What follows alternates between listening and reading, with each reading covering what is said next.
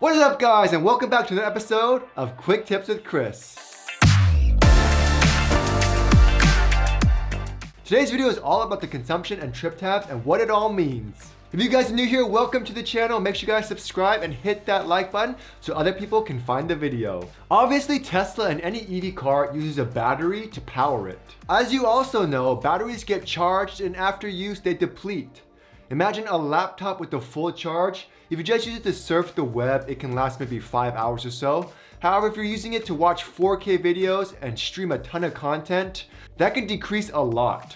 Same goes for electric cars. Now, EV cars make it easy for us to estimate how much battery and miles we have left. However, this can be highly inaccurate, which is why it's super important to occasionally recalibrate your Tesla battery, and I'll do a separate video on that later. With the new Tesla Model 3s and Ys, the battery range estimate is fairly accurate. However, with the older Model S and X batteries, it was horrible. I mean, I just got a 75D loaner and I would drive a quarter of a mile and it told me I already lost a mile. The battery drain on that car is crazy.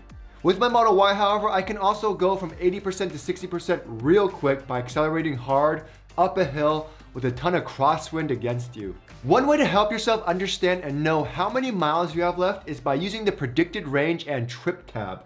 This is especially useful on road trips.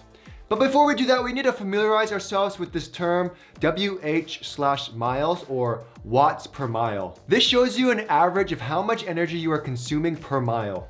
It can be technical, but for the average person, the higher the WH per mile is, the less efficient your car is, because your battery is consuming more watts per mile. For me, I'm averaging about 279 watts per mile. And if you wanted to convert that, I divide the amount of energy in a gallon of gasoline with 279, and it gives me a mile per gallon estimate of 131 miles per gallon.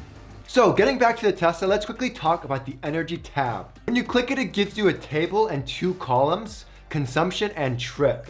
If you look at the consumption tab, you have watts per mile at the left with an average. Lower is better.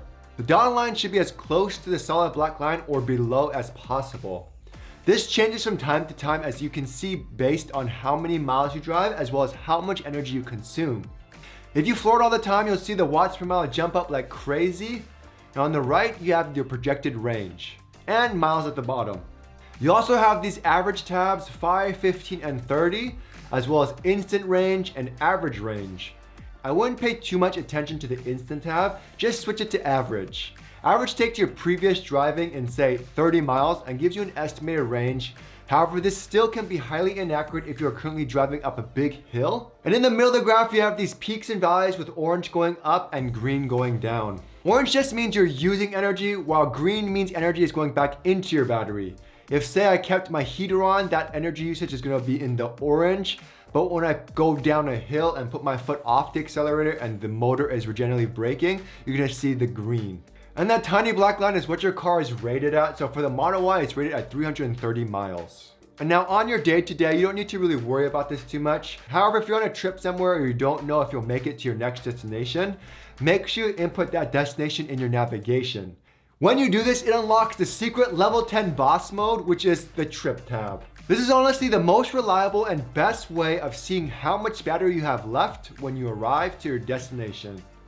It calculates the navigation based on elevation and adjusts based on your driving habits in real time, and it's pretty accurate, usually within 1 to 2%. When you first start with the trip tab, it seems to use standard conditions, but as you drive, you see your actual usage, so you have to adjust as needed. If I'm driving 80 miles per hour and I start seeing the trip tab going down and my percentage getting dangerously low into the single digits, I know I need to change my speed.